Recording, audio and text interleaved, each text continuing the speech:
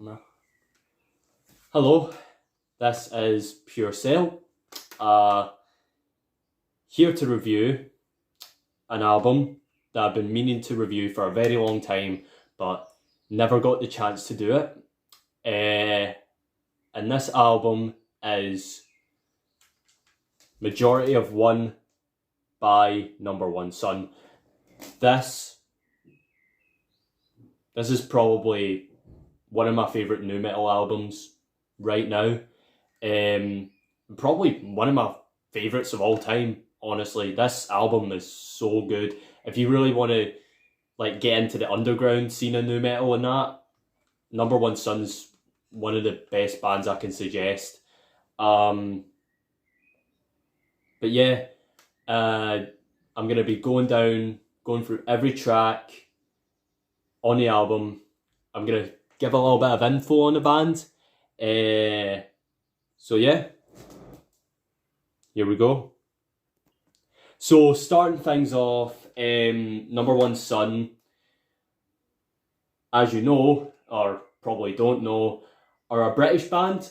They're from England, Liverpool, I believe.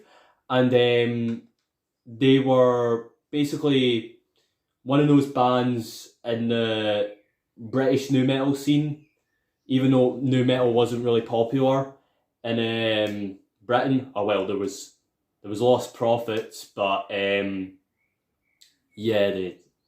you know the controversy of Lost Prophets. So, but yeah, speaking of Lost Prophets, I will be mentioning a bit about them in this review because these guys have a lot in common. So yeah, but anyway, Number1 Sun were a part of the sort of British nu metal scene with bands like Vacant Stare, Twin Method, although Twin Method sort of came round when it sort of 2006-ish, when nu metal was starting to die out and it was just turning into sort of alt rock, post grunge and alt metal, sort of cinematic stuff for the sort of younger demographic. Sort of getting into more alternatives than anything, but this album came out 2001, and Number1 Sun toured around pretty much all of Britain. I don't really know much about the bands they toured with. I know they toured with another British nu metal band called Autonomy. I've heard a bit of their songs. They're okay. They're not banned, but a bit generic. But yeah, these guys were really good, I think. And I believe they did have another album that came out after this one. It was called Lessons, but it was less nu metal than this one, less heavy and more in the sort of alt rock, sort of post-hardcore, sort of emo direction. If I were to compare this album to any bands, Number1 Sun actually have a similar sound to the band Vacant Stare, which is another British nu metal band. They were sort of in the sort of aggro, sort of down-tuned, more sort of in the sort of Korn heavy side of nu metal, but not quite Korn, but there's the similarities are there. But yeah, I would say Number1 Sun were more groovy and sort of less a bit less heavy than Vacant Stare. But yeah, I believe Number1 Sun actually toured with Lost Prophets as well. After they released their album, Fake Side of Progress. They also had the same label as Lost Prophets, which was Visible Noise, and I think they can actually sound really similar to Lost Prophets at some points. They do have a very similar, sort of down-tuned, sort of groovy sound to it. But anyway, let's go to the review, shall we? So anyway,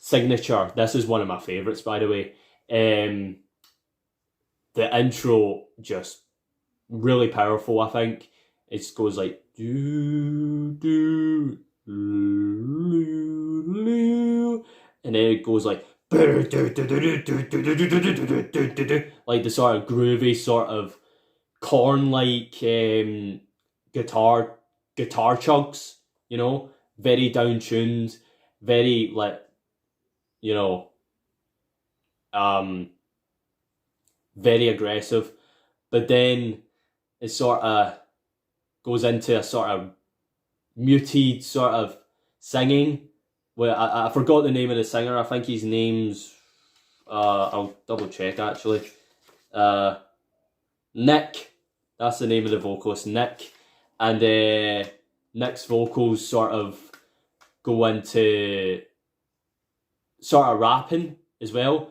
I think the rapping is used to its max. I think Number One Son's rapping is used to the max in this song specifically. But yeah, he's like, what is with you? What is with you? Georgie, now what you never had to lose. And then it has really melodic vocals in the chorus where it's like, watch it fall apart somehow. They have lots of flow. I noticed Number One Son have a lot of flows between like screaming, rapping, and like singing, and I find the singing sounds quite beautiful and quite emotional, I think, in this song, and that's what I like about it. And also, just one sec, the screaming in this song is also really good. I think it's probably one of the best screaming Number One Son uses. Uses in their songs. But yeah, it's Signature is one of my favourites. But my favourite part of the song, of Signature, is the outro, easily. It's so dreamlike. It's sort of, the outro sort of uses, like, you can almost hear Nick using almost whisper-like vocals where he's like, although you sold them to me, It's got a very sort of, not cinematic, but like sort of, like, that sort of edge to it, where it could sort of like fit in a movie soundtrack. And it's got good arpeggio guitars as well. And like phase and reverb, and it sort of reminds me a bit of something Trust Company would do a wee bit, even though I don't think they sound nothing like Trust Company, but it does kind of remind me of like the sort of dreamlike aesthetic they would use for their songs, like, you know, Hover or Deeper Into You and stuff like that. But still, that's what I love. I love the outro so much to the song, and just yeah. So moving on, track 4, Becoming. Now this is probably, I mean, Hourglass was a single, I think, because of what there is a music video for it. It's very low budget, and it's not very well made, but it's a music video, so I'm guessing they intended Hourglass to be a single. But anyway, speaking of singles, track 4, Becoming. I think this is Number One Son's third most popular song. I think Signature is their second most popular, besides Hourglass. Not popular, but like, you know what I mean. But it's clearly but track 4, Becoming. This track is clearly influenced by Incubus and Lost Prophets, I would say. Also similar to Vacant Stare. But see, it's like it's definitely more like Science era Incubus, when they were more heavy and, you know, blah blah blah. But it does remind me of something from Lost Prophets Fake Sound of Progress album. Like, Lost Prophets could easily do a cover of this song. Easily. Something I could totally imagine being in Fake Sound of Progress album. But it's still a great song, and it's probably the most groovy song in the album. I don't know, but and it has a sort of kind of cinematic feel, and not cinematic, but it's still got that sort of aesthetic to it that would still like fit in a movie soundtrack. It's got a very like soft sort of like, I do really like it. It's probably one of my favourite songs in the album, but you should go check out. I think if I were to suggest number one son to anyone, Becoming, I think, is the first song I would suggest. But anyway, also the vocalist Nick clearly is influenced by Brandon of Incubus. Yeah, I've already stated that they have Incubus influence, but still, it also has, again, the cutting edge sort of drum programming, similar to Linkin Park or stuff like that. And yeah, that's all I got to say about Becoming. One of the best songs in the album, in my opinion. But track 5, Not Me. This is probably one of number one son's heavier songs, in my opinion. It has a very aggressive, down-tuned guitars.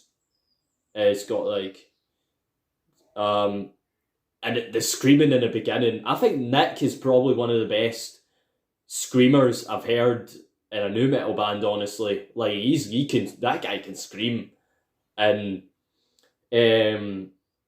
he just goes like do do do do. The intro's like do do do. Then it goes straight into the guitars like, and you hear Nick go like, ah! It's like really, it actually sent chills up my spine. Well, not chills, but still, it was. I felt like, oh my god, this is gonna be a good one, and well, not a good one. Yeah, it is a good one. So, I think the vocals, Nick's vocals in this one, are also a bit grungy in a way. Sort of go into sort of grunge territory, sort of grunge influence, sort of. But no, that's not like me. It's like, it's kind of got a sort of grungy vibe to it. I wouldn't say it's grunge, but it's got that sort of grungy sort of feel where it's sort of like emotionally sort of, not emotional, but sort of sort of raw in a way. But the second verse uses the bass to its advantage, and it's like it's a really cool song. Not Me. But anyway, moving on. Track 6, Inside I Divide. Now, the vocals in this one, Nick's vocals, reminded me of Linkin Park a bit like Chester Bennington, where it's like, I need to ask myself when I look into divine, what it means to me is awake within my mind. Kind of reminds me of Linkin Park's Runaway, where he's like, have a reaction with these words were never true, sort of singing but kind of rapping at the same time, sort of singing in a rhythm. But yeah, and also choruses also kind of reminds me of a nu metal band, Lifer, who sort of have that sort of like early 90s sound redefined. Well, that sort of early 90s nu metal sound redefined and sort of more commercialized in a bit than Korn. but yeah, Lifer sort of does stuff like that as well, which is pretty cool. I think I can see the similarities between Number One Sun and Lifer, the new metal band Lifer. Go check, they're another good new metal band, by the way, that I suggest checking out. But yeah, again, Not Me has really down-tuned guitars, and the chorus, like, similar to Korn, but it's a lot funkier, in my opinion. Kind of, oh, that's my door opening. Didn't mean for that. But yeah, it does have a lot of funk influence, this album, which I like, but not where it's straight up funk rock. So yeah, Inside I Divide is a good song, really good song. And track 7, Revert to Type, again, really funky bass line. It's kind of similar to Incubus again, where it's sort of like boom, boom, boom, boom, boom, boom, like in the Science era Incubus, where boom, boom, boom, boom, boom, boom. It's awful to me, Silver, it's subliminal, compromise almost anything. You get it. And but the second chorus has, it almost had world-like guitar riff where it's sort of like, which I really like. And again, Nick uses really good screaming, I think, in the second chorus. It's really cool, I think. And yeah, that's all I gotta say for Revert to Type, which is track 7.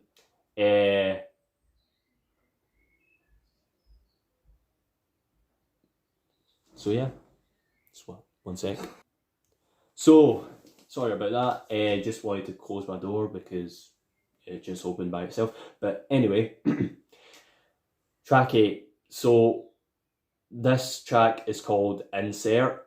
It's completely instrumental. It's more of a sort of interlude track, sort of similar to, kind of reminds me of like what Linkin Park did with Cure for the Itch and Sessions, and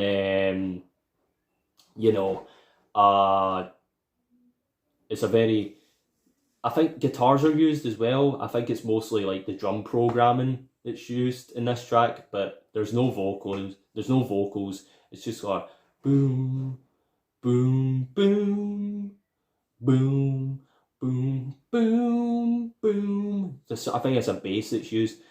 The drum programming is very cutting edge again and futuristic, with a sort of very reminiscent of Linkin Park. Reminds me of something they would do with, if they were to do an interlude track, but still it's not exactly the same. It's not really the same as Cure for the Itch or Sessions. Like, they're actual like full-on songs. This feels more like an interlude track for the next song, which is just give me a sec. This Time Around, which this track goes straight into the song, and Nick just gives it his all with his rapping in this one, and the intro, where he's just like, "Did you know I drew that you could go?" And I don't remember the lyrics, so sorry for my cringy rapping, but and it has really heavy guitar at first. There's no, like, straight into the heavy down-tuned guitar with the intro, and there's not really an intro. It just goes straight into the song, which I like, which I think Insert was a good sort of interlude between the tracks, so that the listener could give more of a, like, have a bit of a breather between them, which is, I think, was a really smart choice by Number One Sun, and makes the album even cooler, honestly.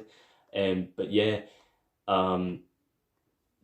also I really like the part where Nick goes, like me, there's no one else. And the chorus, and it's just like scratching sort of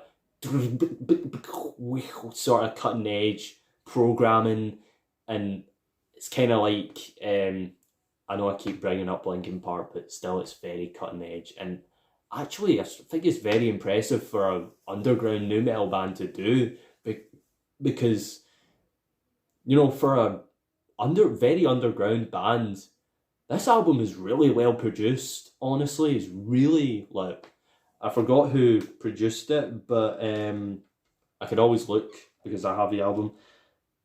Matt Ellis, I think I pronounced that correctly. Well done, Mark. Or was it Matt? Yeah, Matt Ellis. Well done, because you done a really good job at producing this and engineering it. So yeah. But anyway, there's a lot of shouting in this one, and this time around, track 9. But yeah, it's a lot of shouting, sort of shout rapping in a way, shouting in a rapping in a shouty sort of way. It's weird, but that's nu metal for you. They have a lot of good techniques, but yeah, track 10, Bitter Pill. So intro gives me Korn vibes again. It's like, this bitter pill will choke you in it's all. Kind of similar to something Jonathan Davis would do in sort of maybe Untouchables or Issues. But yeah, I like, it's sort of reminiscent of Korn in a good way. I think most nu metal bands were influenced by Korn, but still, yeah, I'd say this is one of the best songs in the album, and I really like the chorus. It's like, do you feel the same and understand how I feel? Now there's nothing more to know. It's really cool. I think this is one of the best nu metal albums ever that I've heard, and not just one of my favorite aggressive, more nu metal albums in the aggressive side, but still, Bitter Pill is one of my favorite tracks easily. Do you feel the same and understand how I feel?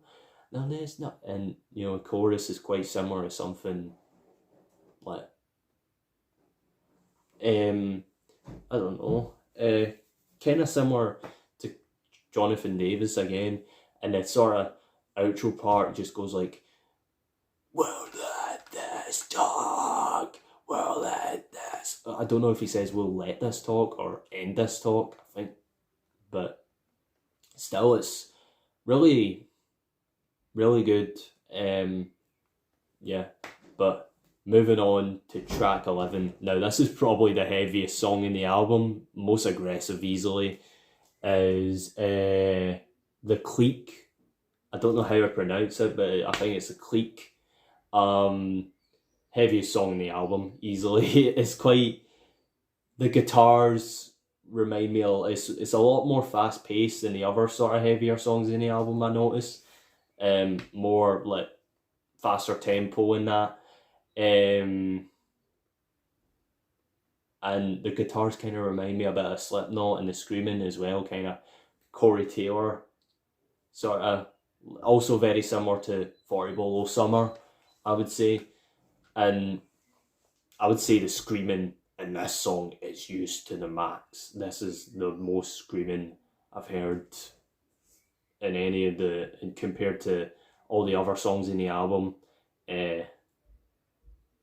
Probably has the least melodic singing. I've noticed their singing Nick's singing is quite melodic, in the more melodic side, which I quite like. I like the sort of blend. I like when nu metal bands have really melodic vocals, but still really aggressive screaming, and rapping as well. And yeah, it's not my favourite song in the album, The Clique, but still, it's still enjoyable. I don't skip. I haven't skipped any of the songs in the album. I've enjoyed all of them. But honestly, Clique's the one that I probably listen to the least compared to the other ones, but still, I still enjoy it. But last but not least, the final track in the album, A Moment, which is track 12.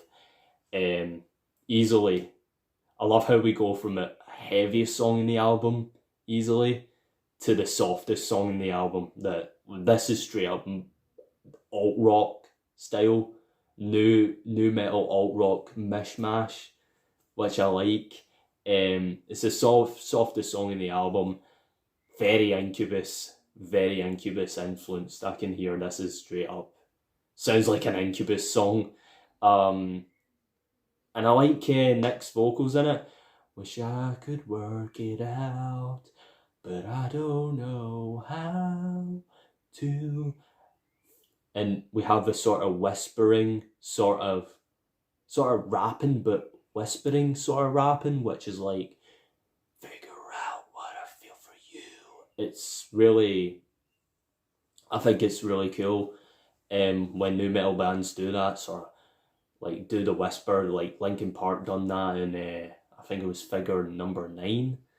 I think that was the song I'm thinking of. But yeah, this is a really cutting edge song as well, with lots of drum programming, probably the most drum programming. But still, it kind of reminds me of Surrounded by Level, or One and Equal by Seven Wiser, if you've heard of them. But yeah, it does remind me of something they would do, with the sort of really soft style mixed with a sort of pop, hip hop sort of beat to it. Sort of, I really like when new metal bands do that, sort of cross their genres. Even like Drive by Incubus is sort of like that as well, where they sort of make a sort of alt rock sort of with new metal sort of influences. That's what I really like. And yeah, A Moment is a great, I think it's a great ending track to the album, because it really shows, I think it is good to end in a sort of really, really soft note, like compared to the rest of the heavy stuff you've experienced. It's a good like way to end an album, to have the last track be the softest, I think. Just so it lets the sort of listener know that they've finished the album. It's all ending on a soft, light note. And yeah, so anyway, that's me reviewed every song on this album.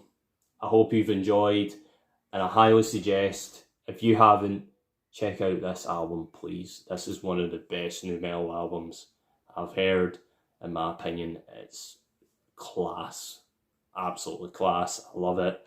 And yeah, I almost listened. There was one point where I listened to it every day. It was that I loved it that much. But yeah, if you really want to get into the new underground scene of new metal, check out this album. Yeah, it's worth it. But you can get it if you live in the UK like me. You can get this album for about £10 in Amazon. But if you live in the US, I don't know what. If if you live in the US, I don't know how much it could get for this album, because these guys are from the UK, so it might be easier for us. I'm just guessing. But anyway, I'll catch you guys later, and peace out.